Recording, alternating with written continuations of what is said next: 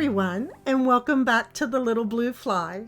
If this is your first time visiting, welcome, and I invite you to subscribe to my channel. It's as simple as tapping that subscribe button, making sure to select all after you have tapped the notification bell. So I decided this week to share with all of you my fairy tale entryway and how I have decided to decorate it for spring this year. I'll be going just over things briefly today, but concentrating mainly on decorating the original 83-year-old front door to the cottage. But everything else that you see here, we do have a decorating marathon this week. If it is not Thursday, it will be Friday. But I am really I'm aiming for Thursday, so we'll see if I can get everything finished by then. But of course, it's going to be the whimsy fairy tale theme for sure throughout this whole entryway.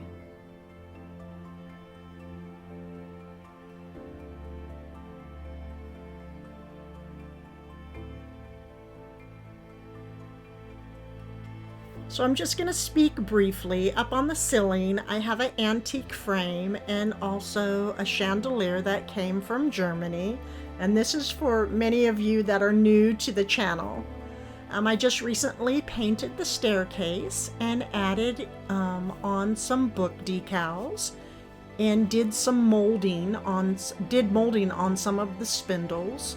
I will take you in on a closer look the next video when I will be concentrating on how I have decided to decorate the railing. It's going to be different. It's not going to be a garland, but it is absolutely going to be very whimsy and just a lot of fun to decorate. But for now, let's concentrate on decorating this wonderful front door.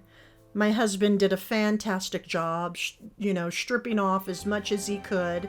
Again, it is the original. It is 83 years old. Ignore that blue tape. I have a painting project that I will be working on this spring here on the floor. So, yes, I will be painting on my wood floor. So be looking out for that video. That's going to be fun. So we're going to start things off with this thrifted, it's a fisherman's basket, a reproduction. I love the colors and the leather straps and the buckles, and it's just a really fun piece to work with. And I decided I didn't just want to go with a regular wreath. I wanted to do something in a basket this year. So I decided to open up the lid and hang it from a door hanger from Mackenzie Childs. And we're going to have fun decorating with all the wonderful whimsy in the inside today.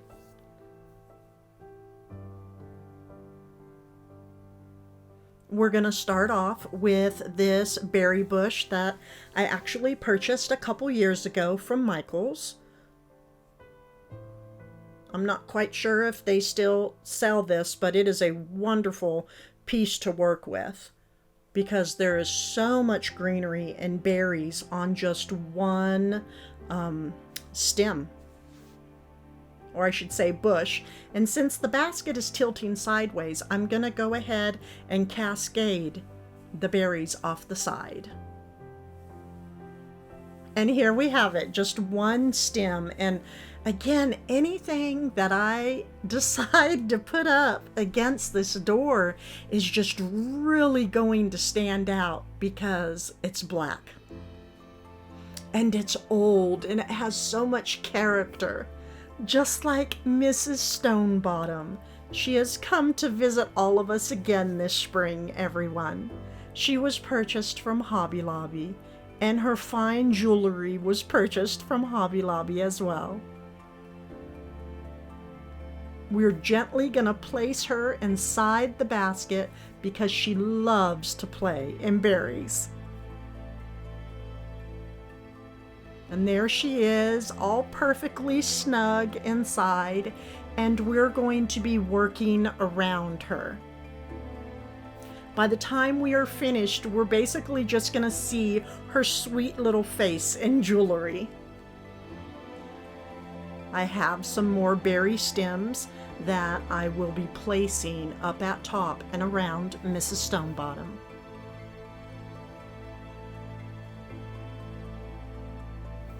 So there's just the few other branches I will be using, and they will be shifting about as I add in other florals. These are my blueberry stems that I purchased from New River Pottery when I was living in North Carolina. And they have a nice real look and texture to the stems.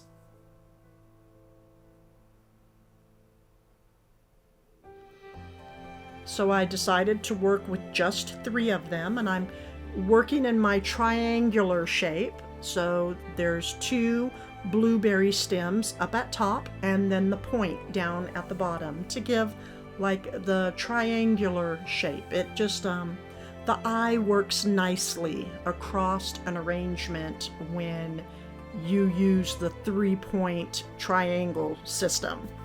At least I think so. That's what I like to use. And these florals came from Hobby Lobby. I actually purchased all of these last year. I just didn't get around to using all of them. They do have them this year though, $9.99 a stem, but I'll always wait for them to go on sale because then you can get 2 stems for the price of 1. And I decided just to add 1 up in the corner behind Mrs. Stonebottom to just bring in a little bit of light. And now I'm going to work with these berries. They came from Hobby Lobby, and they work perfectly as fillers. And I added 1 up in the corner behind the yellow floral, another over in this corner, and then 1 down here at the bottom. You know, it's just given a different berry. I like variegating my berries, mixing them together, as well as my florals. Now these are real. It's just some greenery I picked up from the local grocery store because I don't have any evergreen type of trees here. And I just pretty much place them all behind Mrs. Stonebottom. And I like mixing the real, I say this quite often, but mix the real with the faux flowers because it just really brings just a wonderful visual and life to your arrangements. And always add moss. I love working with the moss. This is Spanish moss. It can be picked up at any of your craft stores, Joann's, Michael's, Hobby Lobby.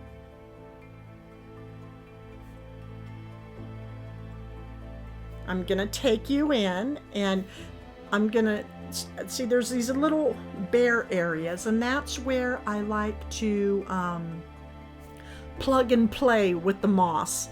It offers light to the arrangement. It helps make an arrangement look and feel more natural by adding in naturals, not just all faux florals. And I like to tug at it a little bit to make it keep its natural form as much as possible. You just don't want to ball it up and then just stick it there because then it just looks unnatural. It just looks like you just plopped it there. So again, just pull at the moss a little bit and let it go about being wild and mingle with all the other flowers and berries about, because that's what moss does.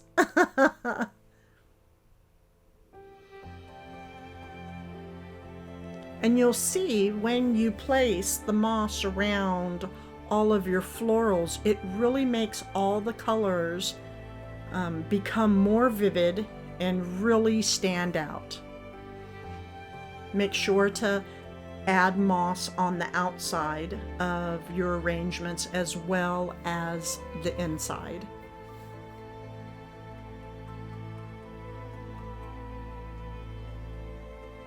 It definitely makes it easy on the eye when it is placed all about in the arrangement and not just in one concentrated area.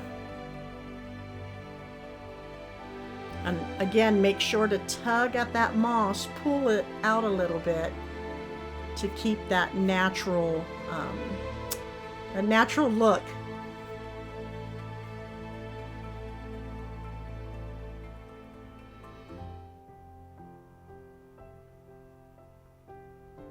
Now I'm going to be adding in one more item that is, well, as you can see, I already placed it in, and it is small pieces of bark.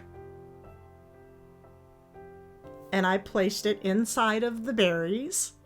And then as I take you through the closer look, you're going to see a couple new items placed in there as well. And I'm adding in some branches because branches go great with the berries.